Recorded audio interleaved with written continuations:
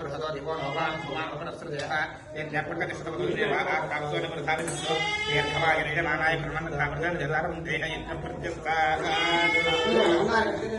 हरेष्वक्तिं प्रतिष्ठाप्य